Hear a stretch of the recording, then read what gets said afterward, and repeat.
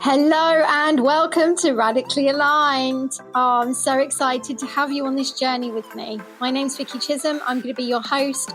We're going to be exploring all things alignment in business and in your soul. We're going to be bringing together some amazing episodes to help you cultivate the alignment that works for you so you can have soul-aligned business success. But more importantly, we're also going to be bringing in guests for interviews so you can learn not just from me, but from experts all over the world. Are you ready? Let's go. Hello and welcome back to another episode. And today I am joined with the amazing Anna Parker-Naples. But I'm not going to do her any justice by introducing her myself, and I'm going to let her do it because she is the expert in what she does and she speaks really well. So over to you, Anna. Hey, it's so great to be here, Vicki. And I think it's important to talk about radically aligned business because I got myself in a right old pickle because I built and continued to build something that I knew was not aligned with who I had become. I felt that in the process of that, I needed to shed so many skins and I kept ignoring my intuition, and it led to me majorly burning out. So a little bit of background about what I do now.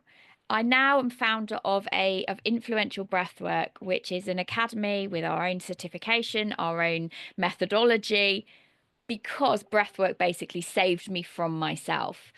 A few years ago, anyone in the online space knew me as the podcast queen, and it was very much a mantle that I wore. It was about success, it was about visibility, about going hard, about getting that 7 figures. I did all the things, and it didn't lead me to a very good place. I hear that. And this is something that I don't particularly want to focus on burnout, but I do want us to share the reality of it because it's freaking hard. I mean, I built my business based on what I thought I should build it. So my ambition was to grow my VA business and grow and scale and have lots of employees and have a much bigger office. And actually, the only thing it did was burn me out because it wasn't in my heart. It wasn't something that I'd created based on where I wanted to go. I was basing it from a very naive, this is what success is, and this is what you do in business, because that was all I knew. So if we can open that doorway for other entrepreneurs and say, actually, come back to yourself, because one, you're going to save yourself burnout because it's freaking horrible. And number two, you can have way more fun in business by doing that. So how much fun have you had, Anna, since you've decided to just break it down and be more aligned with intention in your business? I think fun isn't necessarily the right word, although I've been reflecting on this quite a lot actually recently. I think it's aliveness. And Okay. aliveness is different to fun, and it's also slightly different to joy. It's literally about having energy for what you want to do. And Yeah. I'd known for a long time that I hadn't got the energy. I couldn't be bothered. I'd sign up for things and kind of think, oh, that might be the next answer. Or I'd say I had a goal to get to a certain level, but why? Why did I have those goals? It wasn't bringing me any joy. And the further I went down a particular path, the more I knew I was going away from feeling alive and energetic and in the direction that felt I was supposed to be going in. So I think for me it is that aliveness piece. How much does your work switch you on? And is it Mm. switching you on? This is a really important part as well. Is it switching you on because you're getting a cortisol release, which is actually stress? Or is it switching you on because it lights up your soul? It lights you up within. There's a really big difference. And I think There so is. many entrepreneurs think, well, actually, I'm feeling really good. And I like when when that money pings into my bank account. Yeah. But are they the right clients for the right reason? Yeah, I hear you completely. And I love the fact that you've touched base on cortisol here because as someone with very classical traits of ADHD, I have a lot of cortisol. It pumps around my body all the time. I don't have a lot of control over it until I take the intention to take control of it. And at the same time, I used to need the cortisol to keep me going because without that drive, without that pressure, without that motivation, there was nothing else for me to do. So I think there's also a difference between understanding when it's cortisol and when it's dopamine. And there's an interesting thing you said about there as well before we go down the different cocktails of hormones that are in our body. is that when things are quite challenging in other aspects of your life, it's very easy to throw yourself into work Mm. as though it really matters Yeah. how much money you make.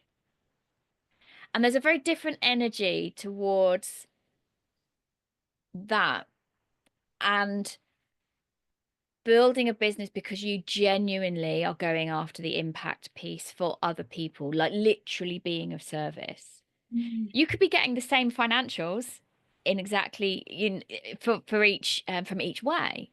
But Mm. are you building in a way that actually has meaning for you, has meaning for other people? Or are you just caught up, as so many people are? And I've been there myself, and I'm sure you have, Vicky. And I've got to get that first 6 figures. And if I don't, I'm failing. And then I've got to get 7 figures. And if I've not got the 7 figures, am I good enough? And then all the imposter syndrome and all of those things that just end up being a recipe for disaster. Mm. I'm curious as to how, when you're sort of noticing, or in the past when you've noticed the cortisol versus dopamine, what you do to regulate yourself. What do you It's do? interesting because before I didn't have a clue about any of it and I couldn't regulate. So things that I used to do when I was younger, when I was in stressful situations, was I would clean, I would organize, and Mm. I would tidy, and that was how I regulated, the stress clean or the declutter. Yeah. So whether that was My work house is the or, cleanest it yeah. ever is when I've got something going on. Yeah, so that's how I used to function. And I would use cleaning as my coping mechanism, but it was also a very unhealthy mechanism at the same time because I would just clean and then it would get a mess again, and then I'd be stressed because I needed to clean it again because it needed to be clean because I needed it to There's my some brain. control And there was issue, a right? control issue. Yeah, absolutely. I mean, on more than one occasion, I wouldn't go to bed till nearly 2 o'clock in the morning because I'd be cleaning. But I did have 3 children under the age of 5, so you can imagine the state of the house, with the fingerprints and the banisters Been and there, pictures, and been there. um, I'm in a different era of parenting now. oh yeah, totally. Now, absolutely. I'm like nearly 20 years down the road. So, my youngest is 14, my eldest is 20. I'm almost. Yeah, so we've got very similar age children. I've got Yeah, 20, 17, and 15. And I think that I've grown so much in that period. absolutely. So I've had so many different businesses, so many different periods where I've either felt like ambition and drive were the drivers. And actually now I feel like there's a much softer side of me, a kinder, more stable, more, what should I say, less tolerant of shit from other people, and more connection to actually what lights me up, going back to what you were saying before, what actually doesn't feel good. And I'm much more alive. And this is through my regulation work. This is through the breath work, which is my regulation tool, but also releasing a lot of the toxic shit that I was holding on to and thought I'd got rid of through subconscious work. Really releasing that. I'm much more alive to what my intuition is telling me because it's always right. It's Absolutely. always right about the people we should surround ourselves with or Yeah. ditch or Yeah. run Yeah. away from as fast as we can. And yet in the kind of not in the kind in the online space as it is, often we suppress that. We suppress those nudges because we're like, okay, that person's got a big audience. I'd love to get in front of them. And I'm not prepared to do things like that. I'm not prepared So to I like sit the on my unfollow nudges. button. I like Pardon? the unfollow, mute, snooze, defriend, Love it. whatever. I don't care. Bye bye. If something is not gelling in Yeah. my area, I mean, don't get me wrong, I'm human. I can sometimes say things out of turn if I've had a bad day or I've responded instead of reacted. We're not always regulated. And it'd be absolutely unhuman of us to not be regulated all the time because the human body, brain, and emotions are not programmed to do that. But what we do have is these amazing tools to then regulate. So Yeah. when I was learning to overcome 29 years of abuse, my regulation became EFT and journaling Yeah. because I couldn't just trust the process. My brain still needed the control and I needed to understand before I could then get to the point of releasing. So I had to go on my own journey with it. But you've brought something new with the breath work, and you've created your own way of making Yeah, it happen with people, haven't you? I had a very powerful release the very first time I experienced breath work, Hmm. a breathwork journey as opposed to kind of, your box breathing or whatever. Yeah. And I had this moment where literally all of the information about how to integrate the transformational work I'd been doing for 15 years Yeah. anyway, I've been in this space a long time, how to integrate that with breath. Hmm. And I don't feel like I created something, if you like, because the syllabus landed in me, and we now have a 2 years within our academy. Year one is actually a 6-month course, but you get a lot of support and community. And year two, and that's a lot of it is about the functional side of breathing, but also how do we begin to bring this into a one-to-one client scenario rather than it just being that kind of let's all sit in a tent half naked, and you've seen the woo woo cliches for breathwork. Oh, how do absolutely. how do we bring this into more of a client environment? Oh, a lot of my mission is about bridging the gap between spirituality and business anyway. Yeah. So can you I can you love hear that. my dogs now? This is great. Do you want to pause for a sec? That's all right. Carry on. It's no problem. Um, we can't hear them, so it's Okay, good. we can't hear them. See, but this is what I love about the realness. This is life. We do have dogs, we do have families, we do have postmen that come and knock on the doors, we do have delivery drivers, and most people work from home these days, so it's fine, it's normal. But just going back to what you said there about how do we bring breath work to clients, to employees, even businesses in general, and I think it all comes down to the individual. Are you willing to work through what you're experiencing, or are you going to just stay as you are? And I think a lot of people, including myself, over the years have got caught up in the martyr syndrome because of the way the British used to be. The stiff upper lip. It's not okay to ask for help. It's not okay to let people know that you're vulnerable. You don't show emotions. You stay strong, head back, shoulders up, just head up, shoulders back even, and you just go with it. But our world isn't like that anymore. And as much as I think people are trying to kind of shoehorn into it, the world isn't functioning like that. And if we don't start bringing more of these different modalities and different toolboxes into day-to-day life, the next generation are going to struggle even more than what they are now. I agree. And as a parent of teenagers particularly who've gone through COVID, let's not Yeah, pretend that didn't impact everybody. It did. It impacted them. It yeah. impacted their usual mental, physical, emotional growth, but it And also social. impacted us. Yeah, And so I feel that more and more we are in a mental health crisis, but yeah. more and more people are becoming aware we can't just carry on with this status quo. We've got to do something about it. And that's why things like breath, things like EFT, things like Reiki are becoming much more mainstream. Yeah, and I think that's what we need. Maybe, I suppose I've got a different view with Reiki, but maybe that's a conversation for another day. But I just think we all have an opportunity to tap into alternative toolboxes. It can be a toolbox, it can be a coping mechanism, and we all have choices.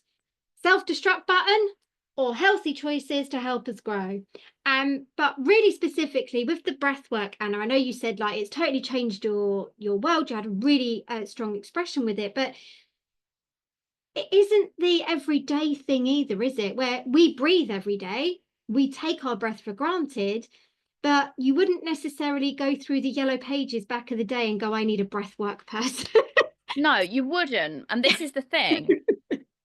This is the thing. However, as I kind of had these really profound experiences of letting shit go, literally toxic shit that I've been holding in my body that I thought I dealt with through NLP and timeline therapy. Literally, I've been in that world for a long time. I'm qualified in just about everything. But there was something about this that gave me a physical release. And as Yeah, I got then really curious about why did that happen? What actually happened to me then? I learned so much then about the simple things about breathing. So yes, we all breathe every day, about 23,000 times a day. However, over 85% of us breathe in a way that we think is normal because it's our pattern and everyone around us is breathing like that too, that actually causes us to become more stressed. So think Yeah. about this. Your everyday breathing pattern on its own, without anything else going on in your life right now, is Mm. causing your body to be stressed. Yeah. And this is because we're breathing from our chests, not our bellies. We're breathing predominantly through our mouths, not our noses. And there's some really simple shifts that you can make that they're so life-changing.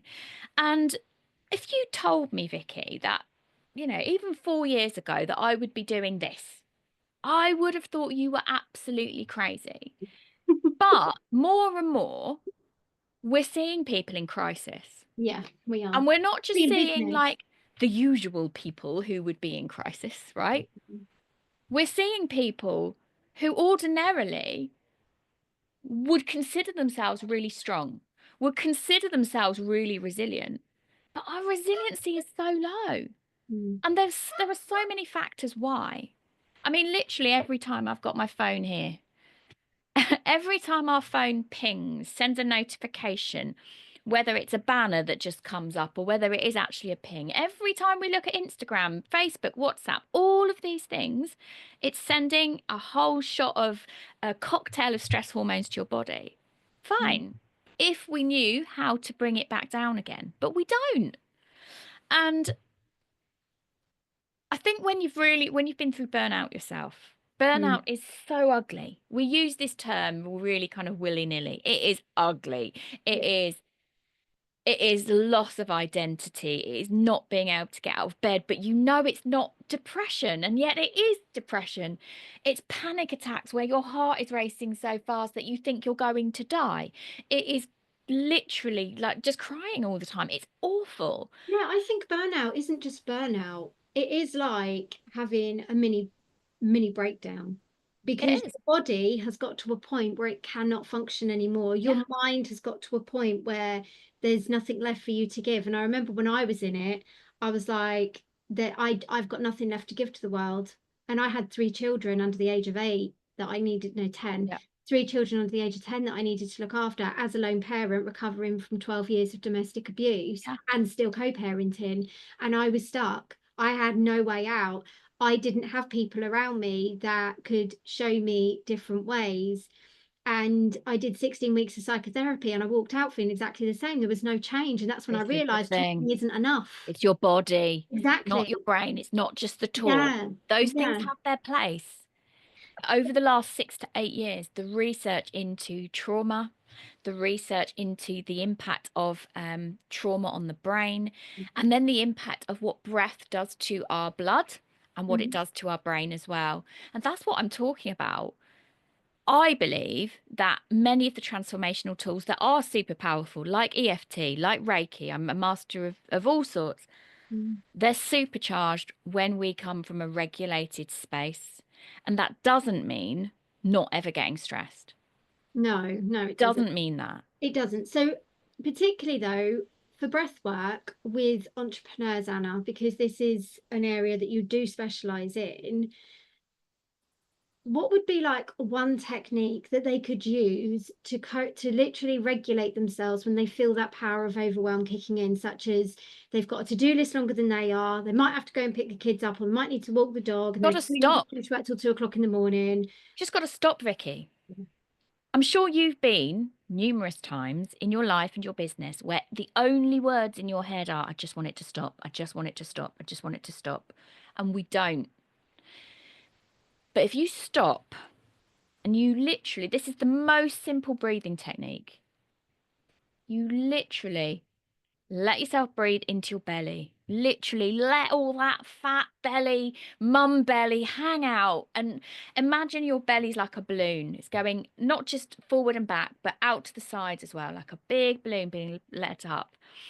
And you then have a slow inhale through your nose and a Mm. slow exhale through your nose, which tells your body that you don't have to be stressed. Okay. It slows everything down. And when you've done that a few breaths, then do it a count of 6 in and a 6 out, okay, over and over. And this particular breathing technique is so simple, but what it does is it takes your respiratory system and it allows it to fall into what's known as a state of coherence with your heart, which then falls into a coherence with your brain. And something very special happens. Not only do we bring our stress levels immediately down, we take ourselves out of that worry because we've literally taken ourselves out of a stress situation. But everything around us improves. Our heart, when we breathe in that pattern, the electromagnetic field around our heart expands. And so we're able then to regulate other people around us. Literally just by breathing like that, we improve our ability to co-regulate, to have better relationships. Yeah. And that is, it starts as simple as that. Now, obviously, there are many other things that we do within a Breathwork Academy rather than just telling you to deep breathe for 6. But it starts there. And my Well, it God, always starts with one small step, doesn't it? But Anna, we're coming to the end of the podcast, my love. Honestly, you and I could sit and talk for hours. I We think know we this. could. So what I'm going to ask you is, for those that might be interested in learning how to regulate their mind and their emotions so they can carry on in business without having the additional stress go through them, how would they come and find you to find out more about breathwork? So probably the best thing then is to come and find me on Instagram and send me the DM, the word toolkit. If you send me the word toolkit, we will make sure you get the toolkit. And it's basically 7 videos and PDFs that you can use for yourself and for clients, if you're a coach, therapist, healer, or whatever, that are safe to use for everybody. So that's probably the best way. My handle is at Anna Parker-Naples. I'm everywhere. You can find me on any of the socials, but that's probably the best place if you're ready to get a little bit more information about this. That's brilliant. Thank you so much, Anna. Wow, we've packed a lot in there. So we've covered all sorts. But if you want to improve your breathing and calm your stress levels so you can be a more efficient entrepreneur, then please do go check out Anna and her academy. And thank you so much. We'll see you in the next episode. And thank you for joining us, Anna. Thanks for having me. That's a wrap for this episode. I hope you enjoyed it. Don't forget to hit subscribe and we'll see you in the next one. All these episodes are created in line with my book, Radically Aligned. Go check it out on Amazon, grab a copy and let's get you started. At the back of the book, they'll also find a QR code where you'll get access to some amazing resources.